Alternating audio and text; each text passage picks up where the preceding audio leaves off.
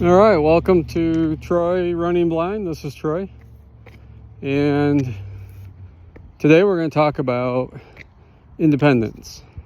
This is going to be a 2-video series.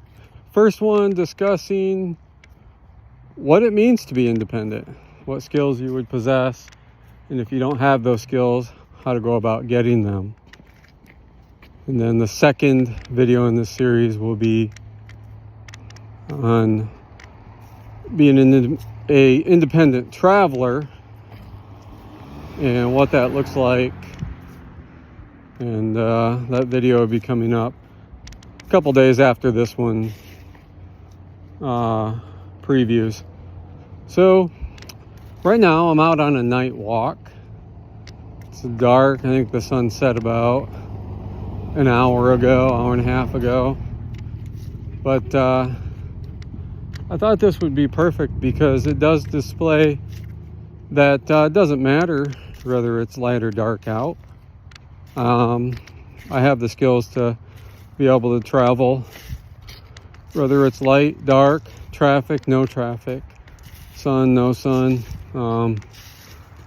So I thought this was a great way to start and be able to display a little bit of independence. So right now I'm walking out our drive and I'm approaching the street, and I am fully on the street now. And there is no sidewalk here, so I am shorelining the street here. Not sure how much you're going to be able to see for those who are sighted, because it is dark out. I know there's some street lights, I just don't know where they're at.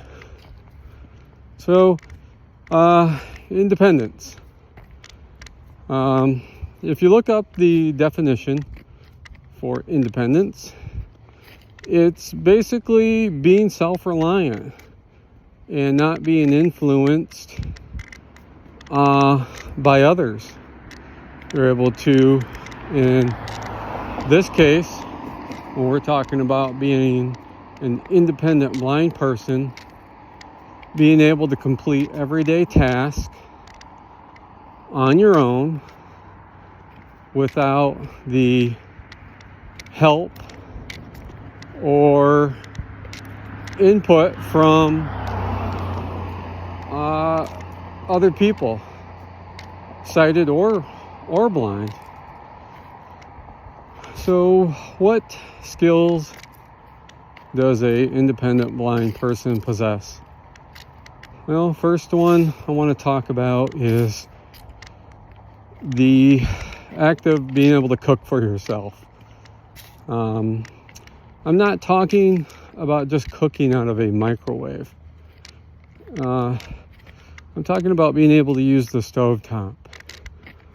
I'm talking about being able to use the oven or many different kitchen appliances, maybe a slow cooker, Instapot, maybe a bread machine. And then second one, cleaning. You should be able to clean up after yourself, even if you live with a family member or a friend. You should be able to do your own laundry. You should be able to clean the bathrooms. You should be able to wash windows and do all that independently, and knowing that once you've done it, it's a satisfactory job. The third one is technology. You need to know in today's society, a car coming up in back of us, you need to know in today's society that you have to access the internet.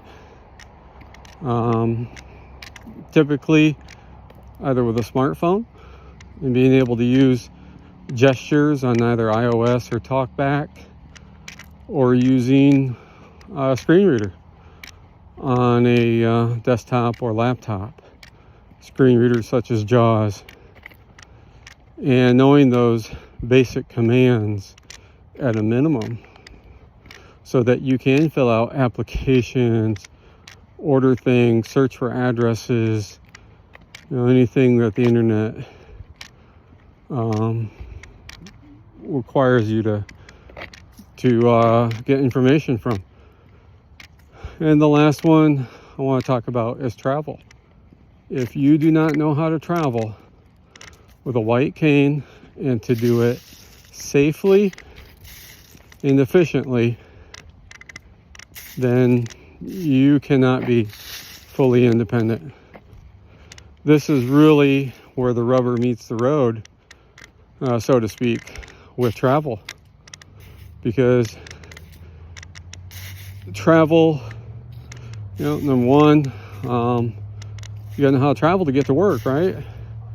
You at least have to know how to get out of your home or out of your apartment complex and access the bus or an Uber, and then or even walking to work. Those all take skills. Skills such as traveling is also going grocery shopping, knowing how to navigate a indoor environment such as a grocery store or department store. Very important task. And even simple things such as we're doing now, just being able to get out for a walk, enjoying weather. I'm going to turn around now and head back. But when you are fully independent, there's a sense of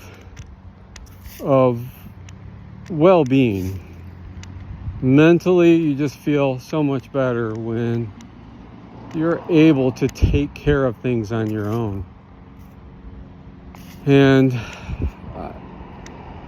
I remember when I first lost my sight, how much I depended on my parents until I got training.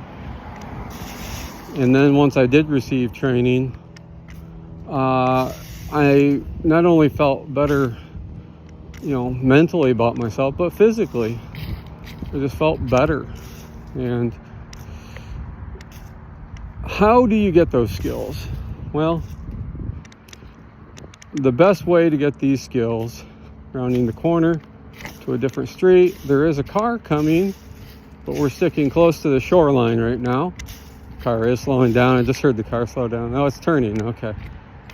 Just turned in back of us. But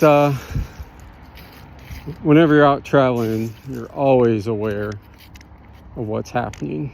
You're always aware of where you're at and what traffic is doing.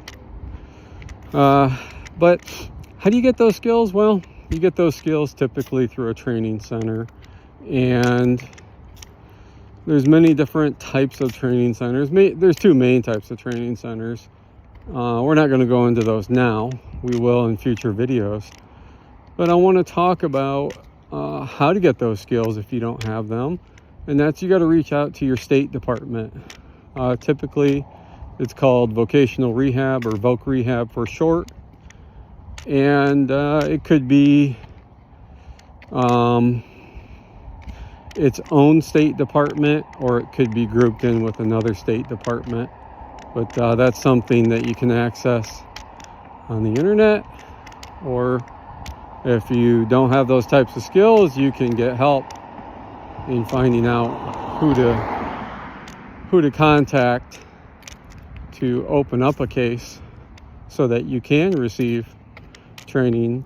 At a training center, though, is where you will get the skills that we just talked about: how to cook independently, how to keep things clean and organized so that you can find them easily, how to use a screen reader, how to use TalkBack or iOS, VoiceOver, and then how to travel. These are all skills that you would gain at a training center.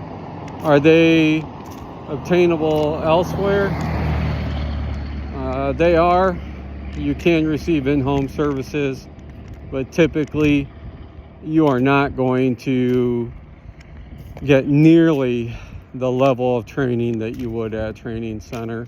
You would be lucky, for instance, in travel, if you received, one visit every 3-4 weeks from a travel instructor, as opposed to 5 days a week of training at a training center. So the training would come much quicker and be cemented much sooner. So again, stay tuned for the next video, which will be traveling independent. Be up in a few days after this one, and then we'll do a few more things with how to store your cane. We may throw that one in between the two videos or after the second traveling independent video. And then make sure to like, comment, and subscribe. That's how this channel is going to grow. That's how YouTube recognizes and puts me in the algorithm, by people actually watching the entire video start to finish, and then liking and commenting and being a subscriber. That stuff will all help immensely with the channel to grow.